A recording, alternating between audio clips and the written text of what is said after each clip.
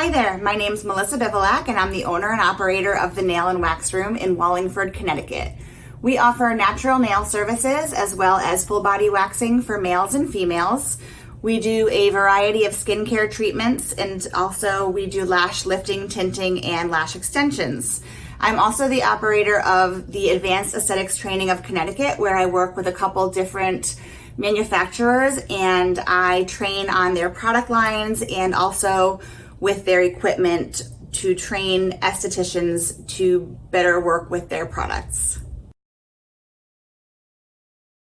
How I became an esthetician is actually a really funny story. I didn't really know what I wanted to be when I grew up. I was in my late 20s and I was waitressing and working for my mom, and I just didn't know where to go. And I had a friend who was going back to school, and I said, "What are you going to school for?" She said, "I'm going to be an esthetician." And I said, "What is that?" And she said, "I'm going to go do facials." And I was like, "I've never had a facial before, but it sounds fun. I'm going to go with you."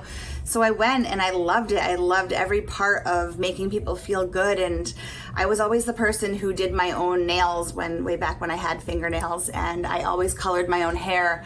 So for me to just be part of the beauty industry was just a natural fit, and I've loved it ever since. And here I am almost 20 years later and still going strong. So with almost 20 years in the industry, I've had a lot of experience with growing my business, and it's evolved and continues to evolve every day with where and which direction I go. So right out of school, I went and worked for a woman, and I learned a lot in the 1 year I worked for her. I then didn't really know where I was heading and went back to work in an office and hated it. So then I decided that I needed to go back into the treatment room. I had a friend of my mother who was selling a massage therapy business, and I purchased it.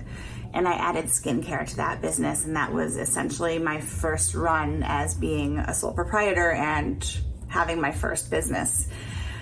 From there, 7 years later, I purchased my second business, which was the first place I worked at right out of school. And I had always kept in touch with her, and I purchased that business 9 years after I worked there.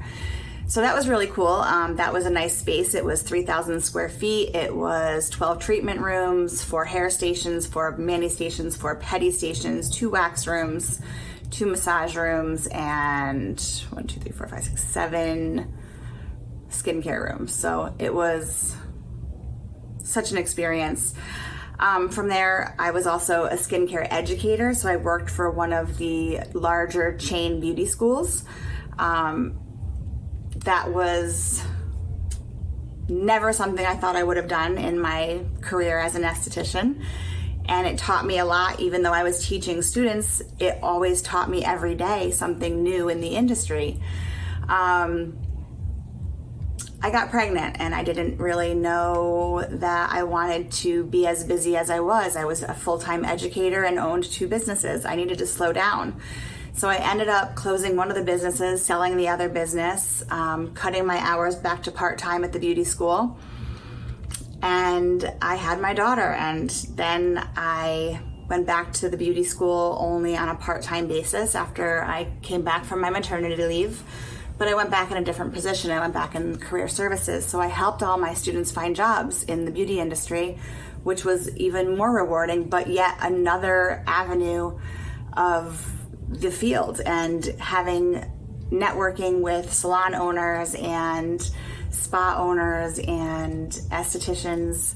I loved that part of it. From there, while I was helping the students find jobs, I ended up landing another job for myself, working for a waxing chain. And I ended up opening 7 locations for them, being their lead manager, their lead trainer. I worked for them for 2 years, and I decided that I wanted more time with my daughter. So I left that position and I went and rented a room by myself and became a trainer for a wax product line. and I loved being my own boss again, but not having employees, because employees can sometimes be a lot of headaches. I, at that point, decided to enter the skin games. So I decided to enter the skin games for the 2018 competition. I entered on a whim. I had no idea what I was doing. I had a student who I had seen on Facebook, a former student of mine who had entered the makeup competition. And I saw her posts and how cool that was, that she was competing against all these other people from all over. And I was so impressed by that. And I asked her about it and she told me. And so I signed up, and I had 2 different categories that I competed in, and I made it as a finalist in both. The 2019 Skin Games competition really just boosted my confidence. It boosted my morale.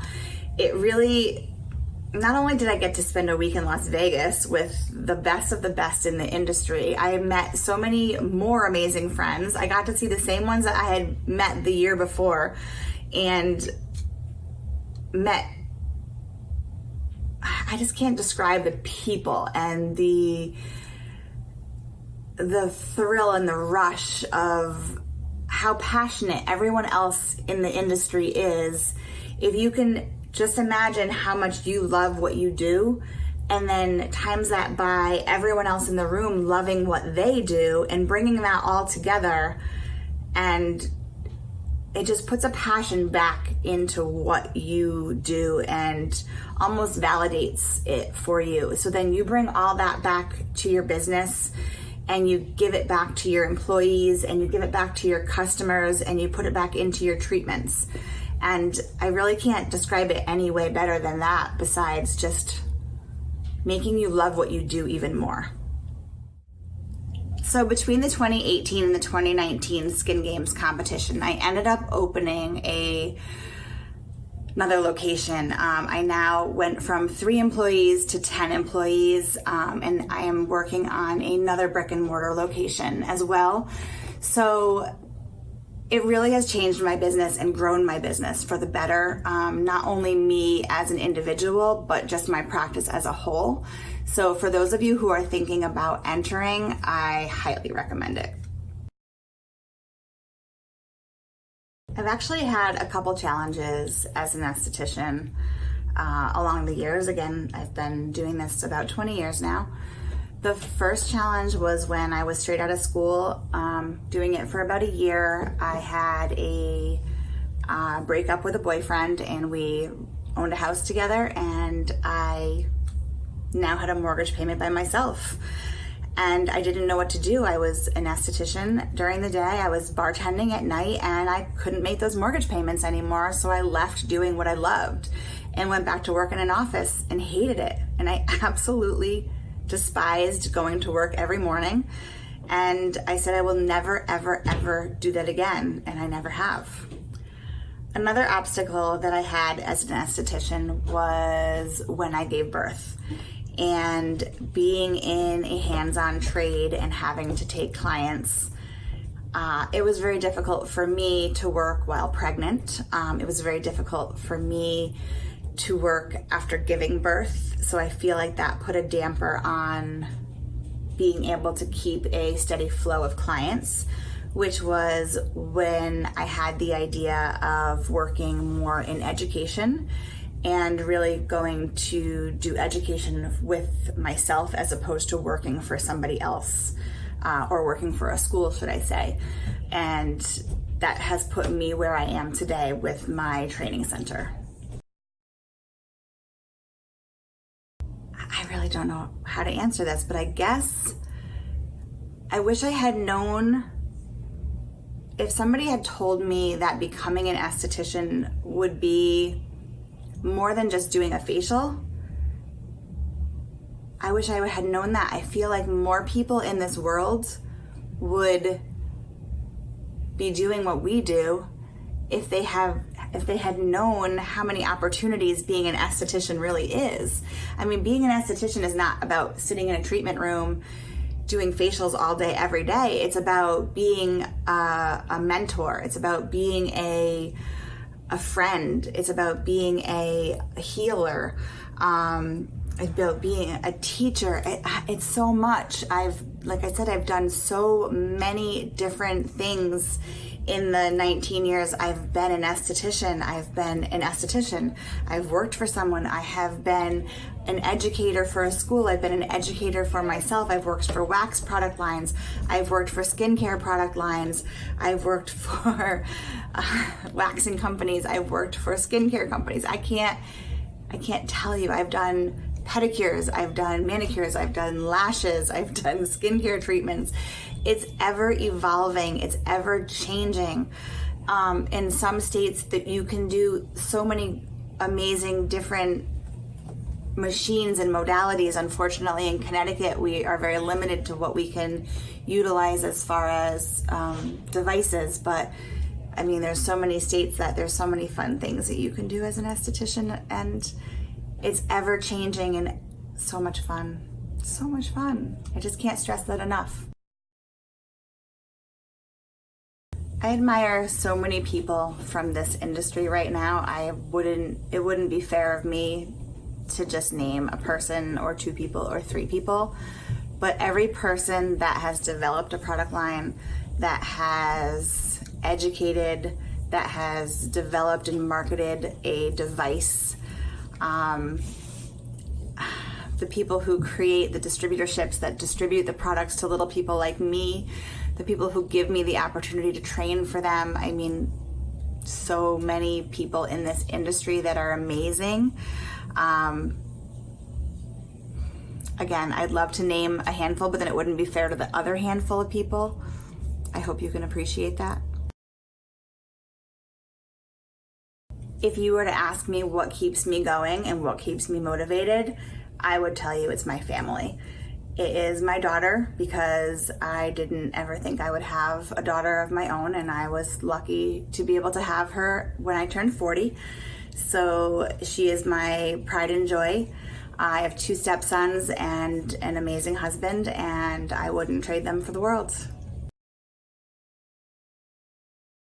My encouraging words for all the new estheticians out there is to never stop learning. It is an ever-changing industry, and you will never know everything. I am 19 years in, and I learn something new every day. And if I could sit here and tell you that I know everything, I can't, I won't, and I never will. Take as many continuing education courses as you can. Even if it's the same one twice, take it. You'll learn something that you didn't hear the first time. I know when I teach a course, it's impossible to repeat the exact same thing verbatim every time. So I'm going to tell you something the second time that I may not have said the first time, or you may interpret something differently the second time that I said the first time. So just learn as much as you can, be like a sponge, and just take it all in and do what you want to do. It's not just a facial industry. If you want to just wax, just wax. If you want to just lash. If you want to do a little bit of everything, do what makes you happy, because you can.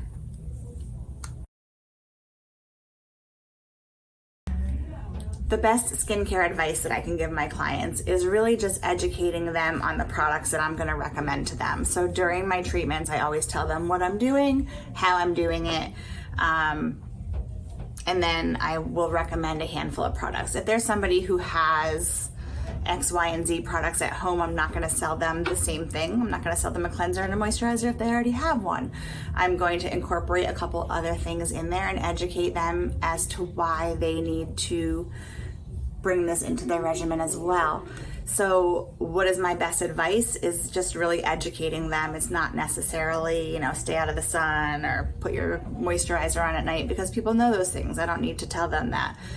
But just really telling them about the products that I'm using, why I'm using them, and making sure that they know that going home with them, and not selling them something that they just don't need.